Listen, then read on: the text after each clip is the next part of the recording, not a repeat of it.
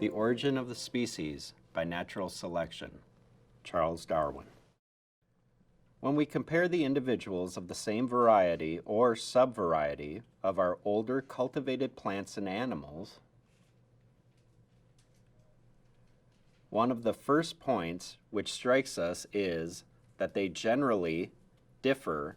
more from each other than do the individuals of any one species or variety in a state of nature.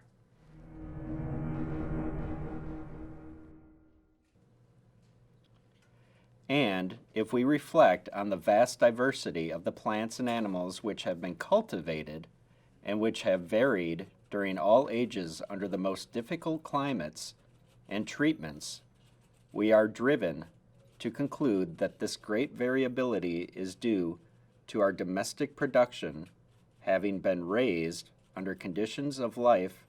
not so uniform as, and somewhat different from, those to which the parent species had been exposed under nature.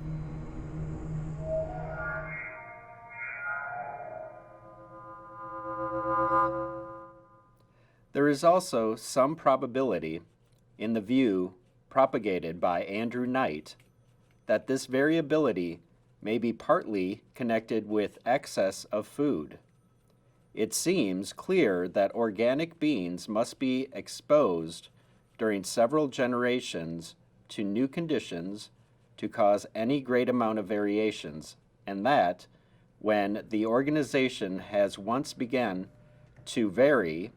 it generally continues varying for many generations. No case is on record of a variable organism ceasing to vary under cultivation.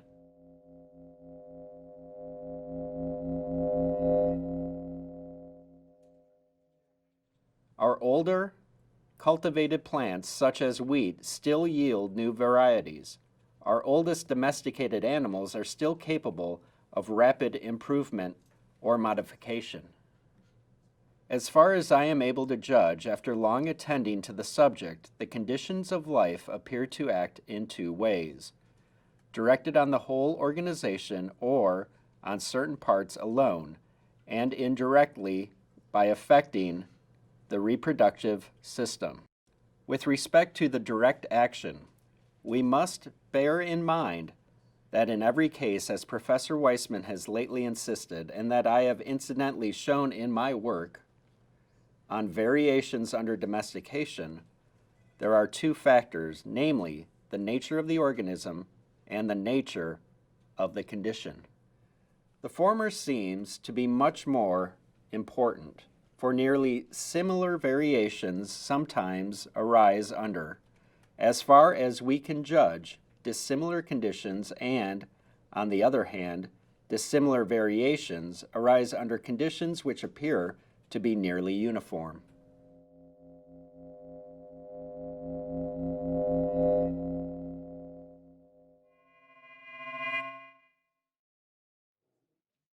They may be considered as definite when all or nearly all of the offspring of the individuals exposed to certain conditions during several generations are modified in the same manner. It is extremely difficult to come to any conclusion in regard to the extent of the change in which we have been thus definitely induced.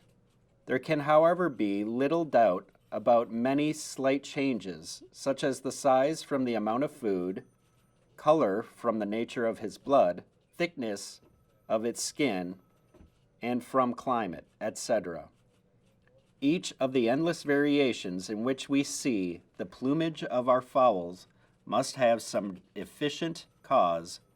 and if the same cause were to act uniformly during a long series of generations on many individuals, all probably would be modified in the same manner.